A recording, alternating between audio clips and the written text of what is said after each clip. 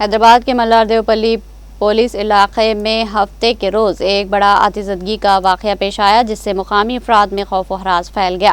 راجندر نگر کے ملار دیوپلی ڈویژن میں واقع ایک معروف ہوٹل کی عمارت پر نصب سیل ٹاور میں اچانک آگ بھڑک اٹھی۔ دیکھتے ہی دیکھتے آگ نے پورے ٹاور کو اپنی لپیٹ میں لے لیا، جس سے علاقے میں سنسنی پھیل گئی۔ عینی شاہدین کے مطابق ٹاور سے زوردار دھماکوں جیسی آوازیں بھی سنائی دی، جس کے باعث ہوٹل کے گاہک اور اطراف کے لوگ خوفزدہ ہو کر باہر کی جانب دوڑ پڑے۔ آگ کے باعث سیل ٹاور سے گھنا سیاہ دھواں آسمان کی بلندیوں تک اٹھتا ہوا نظر آیا، جس سے پورا علاقہ اندھیرے میں ڈوب گیا۔ اس اچانک واقعے کے بعد مقامی افراد میں شدید تشویش پائی جا رہی۔ واقعے کی اطلاع ملتے ہی ہوٹل کا عملہ فوری طور پر چوکس ہو گیا اور امدادی اقدامات شروع کیے۔ فائر بریگیڈ کے اہلکار موقع پر پہنچ کر آگ پر قابو پانے کی کوشش کر رہے۔ ابتدائی طور پر شبہ ظاہر کیا جا رہا ہے کہ آگ شارٹ سرکٹ کے باعث لگی ہو سکتی ہے، تاہم تکنیکی خرابی یا دیگر وجوہات کی بھی جانچ کی جا رہی۔